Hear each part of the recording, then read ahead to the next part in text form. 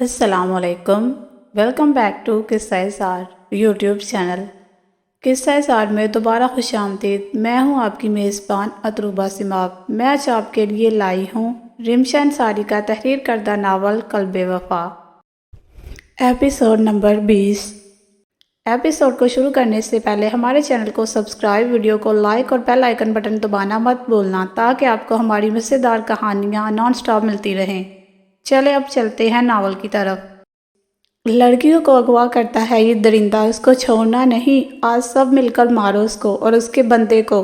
اس لڑکے کے پیچھے دوسرا ماسک پہنا ہوا لڑکا بھی چلاتا ہوا اردھا شیر کو مارنے آگے بڑھا تھا۔ ان دونوں کی دیکھا دیکھی وہاں سبھی لوگوں نے آگے بڑھ کر اردھا شیر اور زہیر کو پیٹنا شروع کر دیا تھا۔ لوگوں کا جذبہ جنون دیکھ شیان اور عارف خاموشی سے اس جگہ سے کھسک گئے تھے، جبکہ روشان نے شور مچانے کے بعد ہی وہاں سے غائب ہو گئی تھی۔ سڑک پر ایک قیامت خیز منظر برپا تھا۔ لوگ بری طرح سے اردھا شیر اور زہیر پر ہوئے تھے۔ ایسا محسوس ہوتا ہے کہ اپنے دل کی بڑاس اور غصے بھی ان دونوں پر نکال رہے ہوں۔ آتے جاتے لوگ بھی اس مہم میں مشغول ہو گئے تھے۔ خیام اپنے آفس کے روم کی کھڑکی سے یہ سارا منظر دیکھ رہا تھا، جبکہ دوسری طرف مہرما اور اس کی فیملی تھے۔ شیان کی اس ہوشیاری پر خیام نے دل سے اسے داد دی تھی۔ لوگ جب اردھا شیر اور زہیر کو مار مار کے تھک گئے تو انہوں نے پولیس کو اطلاع دی تھی۔ اتنا ہنگامہ ہونے پر موقع پر ہی پولیس وہاں پہنچ گئی تھی اور ان دونوں کو حراست میں لے لیا تھا۔ وہ تینوں خیام کے آفس میں سامنے کرسیوں پر بیٹھے تھے۔ روشانی نے ٹوپی والا بایا اتار کر واپس بیگ میں ڈال دیا تھا، جبکہ شیان اور عارف ابھی تک اردھا شیر کی حالت پر طنز و مذاق کر رہے تھے۔ ویسے میں نے بالکل ٹھیک بندے سے مدد لی تھی شیان صاحب، آپ کو اور عارف کو اس کارنامے پر خراج تحسین پیش کیا جاتا ہے۔ خیام نے بھی باتوں کا سلسلہ شروع کر دیا تھا۔ خیام بھائی، یہ سارے کام تو ہمارے بائیں ہاتھ کا کھیل ہے، سانپ بھی مر گیا اور لاٹھی بھی نہ ٹوٹی۔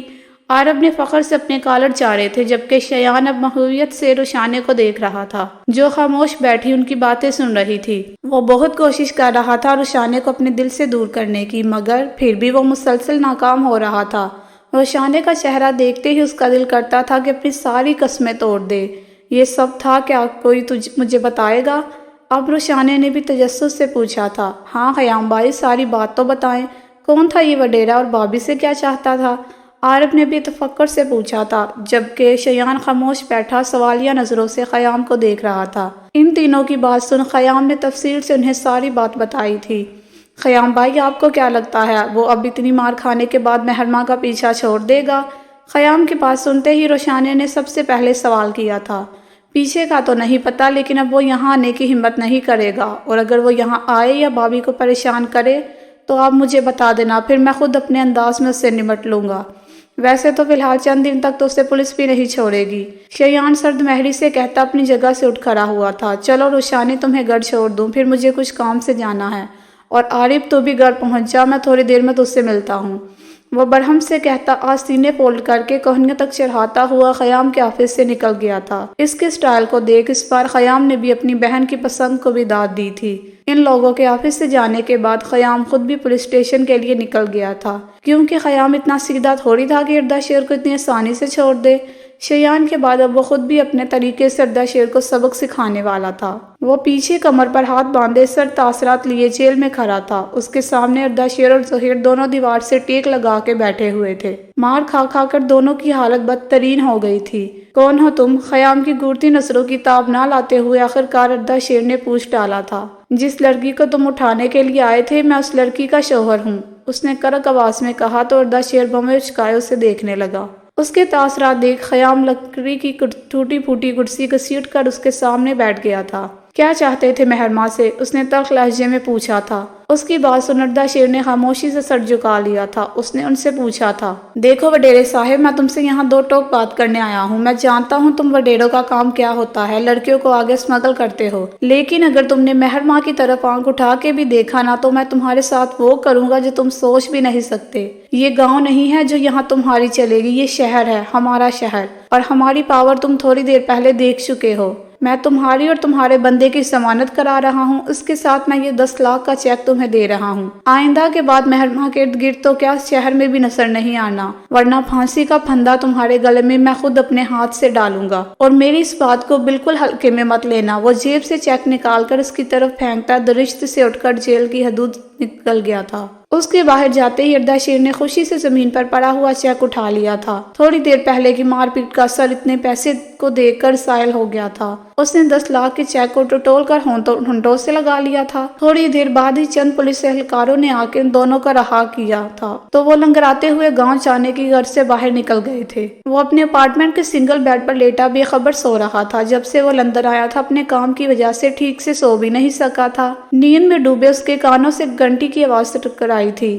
کوئی مسلسل باہر دروازے پر کھڑا گھنٹی بجا رہا تھا۔ چند پلوں تک تو وہ ساکت لیٹا رہا، پھر چنگاڑتی ہوئی گھنٹی کی آواز سن کر ہمت مجتمع کیے شرٹ لیس ہی دروازے کی طرف بڑھ گیا۔ نیند سے بند ہوتی آنکھوں سے اس نے جھٹ سے دروازہ کھولا تھا، مگر سامنے کھڑی لڑکی کو دیکھ اس کی آنکھیں پوری کی پوری کھل گئی تھی۔ وہ خوبصورت سراپے والی لڑکی اپنی بڑی بڑی آنکھوں سے اسے ہی دیکھ رہی تھی۔ اس کی نظروں کا تعاقب کرتے عمر کو احساس ہوا تھا کہ وہ شرٹ لیس کھڑا ہے۔ 1 منٹ میں آیا، وہ شرمندہ ہوتے اندر کی طرف بڑھ گیا تھا۔ کمرے میں آنے کے بعد شرٹ پہن کر وہ دوبارہ دروازے پر آیا تھا جہاں وہ خوبصورت لڑکی کھڑی اسی کا انتظار کر رہی تھی۔ اس کی بڑی بڑی آنکھیں اور چہرے پر معصومیت دیکھ عمر کو ایک دم رشانے کا خیال آیا تھا۔ یہ لڑکی رشانے سے حد سے زیادہ مشابہت رکھتی تھی۔ عمر خود حیرانگی سے آنکھیں پھیلائے اسے دیکھ رہا تھا۔ ایسا محسوس ہوتا کہ رشانے سامنے کھڑی ہو، مگر اس کا لباس اور ہیئر کٹ رشانے سے یکسر مختلف تھا۔ دوسری چیز جو اسے رشانے سے مختلف ظاہر کر رہی تھی وہ تھی اس کی بے باک نظریں۔ رشانے میں جھجک اور حیا تھی جو شاید سامنے کھڑی لڑکی کو چھو کے بھی نہیں گزری تھی۔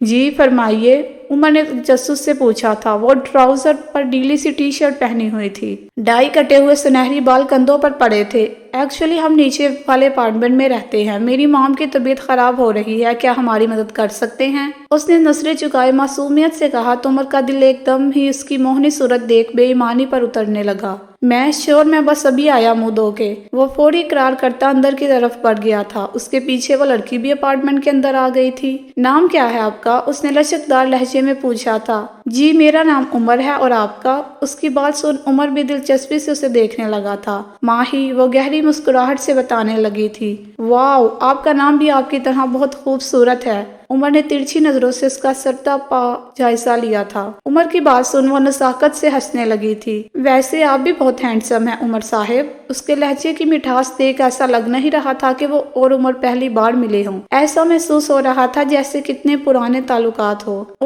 اس کی بات سن عمر نے شرارت سے ایک آنکھ بند کی تھی۔ کچھ بھی وقت میں دونوں کچھ زیادہ ہی بے تکلف ہو گئے تھے۔ اچھا، ہم بھی کچھ دنوں پہلے ہی یہاں شفٹ ہوئے ہیں۔ تمہیں کسی بھی چیز کی ضرورت ہو یا کوئی بھی کام ہو، ماہی یا مجھے بول دینا۔ ہمیں بالکل اپنی فیملی کی طرح ہی سمجھنا بیٹا۔ ماہی سے تو مل چکے ہو، میرے بارے میں بھی جان لو۔ میرا نام صاحبہ ہے۔ صاحبہ خاتون کافی حشاش بشاش نظر آ رہی تھی۔ انہیں دیکھ کے لگ نہیں رہا تھا کہ تھوڑی دیر پہلے ان کی طبیعت خراب تھی۔ ان کی بات سن کر عمر نے مسکرا کے سر کو اس بات میں ہلا دیا تھا۔ چند پلوں تک ماحول میں ایک دم سناٹا چھا گیا تھا، پھر ماہی کی آواز نے سناٹے میں خلل پیدا کیا تھا۔ عمر نے اس کی آواز سن سر اٹھا کے دیکھا تھا۔ وہ چائے کی ٹرے ہاتھ میں لیے اس کے تھوڑے فاصلے پر بے تکلفانہ انداز میں بیٹھ گئی تھی۔ اس کی کوئی ضرورت نہیں تھی، میں بس چلتا ہوں۔ وہ ماہی کی طرف دیکھتا ہمت انگوش تھا۔ ارے ایسی کیسے ضرورت نہیں تھی؟ آپ پہلی بار ہمارے گھر آئے ہیں، یہ تو بہت ضروری تھا۔ یہ لے چائے پیئے۔ وہ زبردستی اس کے ہاتھ میں چائے کا کپ پکڑاتی خود بھی چائے پینے لگی تھی۔ چائے کا ساتھ ساتھ صاحبہ اور ماہی نے اسے اپنائیت بڑی باتیں کی تو وہ جلد ہی ان سے مانوس ہو گیا تھا۔ اردا شیر اور ظہیر کی ضمانت کرا کے وہ مہرماں کے فلیٹ میں آیا تھا۔ پریشانی کے باعث مہرماں کے اورے رنگوں کو دیکھ خیام کو اس پر بے تحاشا پیار آیا تھا۔ کتنی معصوم اور خالص تھی وہ۔ خیام تیمور اور نرگس کے ساتھ بیٹھ کر انہیں اردا شیر کے حوالے سے مطمئن کر چکا تھا۔ تیمور کا بدلا ہوا رویہ دیکھ وہ دل سے ان کے لیے خوش ہوا تھا۔ تیمور راہ راست پر آ گئے تھے، بھلے دیر سے صحیح، کافی دیر ہو گئی تھی۔ خیام نے نوٹ کیا تھا مہرماں اس کے سامنے نہیں آئی تھی۔ اس کی آنکھیں شدت سے مہرماں کو ڈھونڈ رہی تھی۔ بلاخر اس نے نرگس سے پوچھ ہی لیا تھا،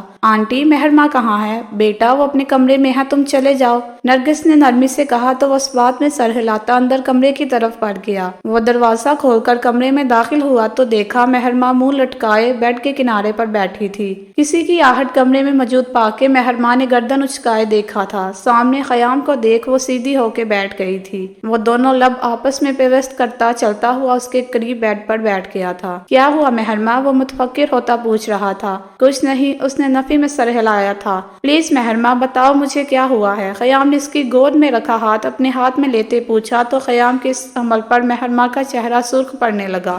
اس کے شرم سے سرخ پڑتے رخسار دیکھ خیام زیر لب مسکرا دیا تھا۔ محرمہ، میں کچھ پوچھ رہا ہوں۔ ایک بار پھر اپنے تاثرات نارمل کیے اس نے تھوڑا کرخت لہجے میں پوچھا تو محرمہ چونک سی گئی۔ جی بس وہ اگر آپ اور آپ کی فیملی نہیں ہوتی میرے ساتھ تو مجھے کون بچاتا، بس یہی سوچ کے میں تھوڑا ایموشنل ہو گئی تھی۔ خیام کے غصے کا خاکہ جو شیان نے اس کے ذہن میں بنایا تھا، اس غصے سے ڈرتے وہ اٹک اٹک کر بول رہی تھی۔ اس کی معصوم صورت دیکھ ایسا لگ رہا تھا جیسے وہ ابھی رو جائے گی۔ محرمہ، میری زندگی، ریلیکس یار، کیا ہو گیا ہے؟ ایسے مت سوچو، میں ہوں تمہارے ساتھ اور ہمیشہ رہوں گا۔ خدا نے مجھے بنایا ہی تمہارے لیے ہے، اس میں کوئی شک نہیں۔ اب میں آ گیا ہوں نہ تمہارا محافظ، تمہاری حفاظت کرنے کے لیے، تمہارا سہارا بننے کے لیے۔ دیکھنا تمہارے سارے دکھ تکلیفیں ختم ہو جائیں گی۔ بس محرمہ ایک بات یاد رکھنا، مجھے کبھی دھوکہ مت دینا۔ ایک دھوکہ اور دوسرا جھوٹ، مجھے ان دونوں چیزوں سے سخت نفرت ہے۔ خیام اپنی رو میں بولا جا رہا تھا مگر اس کی بات سن محرمہ کا دل سہم گیا تھا۔ کیا ہوگا اگر کبھی خیام کو پتہ چل گیا کہ محرمہ اس کے آفس کس مقصد سے آئی تھی؟ وہ ڈوبتے دل سے سوچنے لگی تھی۔ اس کو سوچوں میں گم دیکھ خیام نے اس کے آگے چٹکی بجائی تھی، جسے دیکھ وہ ایک دم سے ہی ہوش میں آئی تھی۔ جی اس کے منہ سے بھی ساختہ نکلا تھا۔ کہاں کھو گئی؟ اس کو ہڑبڑاتا دیکھ خیام نے تشویش سے پوچھا تھا۔ نہیں کچھ نہیں، وہ میں دیکھتی ہوں امی ابو کیا کر رہے ہیں۔ وہ اتھل پتھل ہوتی سانسوں کے ساتھ تیزی سے باہر کی طرف لپکی تھی۔ اس کا خود سے دور بھاگنا خیام کی سمجھ سے باہر تھا۔ وہ خود بھی تعصب سے سر جھٹکتا اس کے پیچھے کمرے سے نکل گیا تھا۔ وہ آفس سے آنے کے لیے گاڑی میں بیٹھا ہی تھا جب اس کا سیل فون بجنے لگا۔ اس نے ڈیش بورڈ سے موبائل اٹھایا تو اسکرین پر انیشا کا نام جگمگا رہا تھا۔ خیام نے نارمل تاثرات سے فون ریسیو کر کے کان پر لگایا تھا۔ ہیلو، اگلی طرف سے انیشا نے خاصی کرختلی سے اسے پکارا تھا۔ بولو۔ خیام جانتا تھا اس کے اس لہجے کی وجہ کیا ہے۔ خیام، تم نے منگنی کر لی اور مجھے بتایا تک نہیں؟ تم جانتے تھے نا میں تم سے کتنی محبت کرتی ہوں، پھر بھی تم نے کبھی میری محبت کو نہیں سمجھا۔ اب وہ دکھ سے کہہ رہی تھی، دیکھو انیشا، ہر انسان کی اپنی پسند ہوتی ہے۔ میری پسند محرمہ ہے۔ میں معذرت کرتا ہوں تم سے اگر میری وجہ سے تمہارا دل دکھا۔ وہ جلدی سے بے خاموش ہو گیا تھا۔ مگر خیام، وہ آگے کچھ بولتی جب خیام نے اسے فوراً ٹوک دیا تھا۔ انیشا، یہ بات کرنے کا کوئی فائدہ نہیں ہے۔ اب میں کسی اور کی امانت ہوں اور میں پورے دل و جان سے اسے چاہتا ہوں۔ خیر تم بتاؤ آفس کب سے آ رہی ہو؟ وہ اس کو تنبیہ کرتا بات کا رخ موڑ گیا تھا۔ اس کی بات سن انیشا نے تعصب سے سر جھکا لیا تھا۔ میں اب نہیں آؤں گی آفس، میری کہیں اور چاپ لگ گئی ہے، اس نے نم لہجے میں کہا اور فون کاٹ دیا۔ اپنی ساتھ میں اترتی حیثیت محسوس کر کے وہ آنکھیں موندے بیٹھ گئی تھی۔ واقع محبت ہر کسی کا نصیب کہاں ہوتی ہے۔ سارا دن باہر گزارنے کے بعد وہ شام میں گھر آیا تو مہتاب بیگم فوری اس کے سر پر سوار ہو گئی تھی۔ شیان بیٹا، تمہاری منگنی کو اتنا وقت ہو گیا ہے، میں نے تمہیں عرش سے بات کرتے یا اس کے ساتھ گھومتے پھرتے نہیں دیکھا۔ ایک کام کرو نا، آج تم دونوں باہر چلے جاؤ ڈنر کرنے، پھر تو عرش بھی اپنے کالج کی پڑھائی میں اور تم یونیورسٹی میں بزی ہو جاؤ گے۔ مہتاب بیگم کا میٹھا شیریں لہجہ دیکھ اس نے مجبوراً ہاں کر دی تھی۔ وہ لمبے لمبے ڈگ بڑھتا اپنے کمرے میں تیار ہونے چلا گیا تھا۔ کچھ وقت سرکنے کے بعد وہ باہر آیا۔ عرش اس کی منتظر تیار بیٹھی تھی۔ چلے؟ شیان کو باہر نکلتا دیکھ عرش اس کے پاس جا کے پوچھنے لگی تھی۔ جی تو فرینڈ، کیسی لگی آج کی ایپیسوڈ؟ کمنٹ سیکشن میں ضرور بتائیے گا۔ پھر حاصل ہوں گے ناول کی نیکسٹ ایپیسوڈ کے ساتھ۔ تب تک کے لیے اجازت، اپنا خیال رکھیے گا۔ اللہ حافظ۔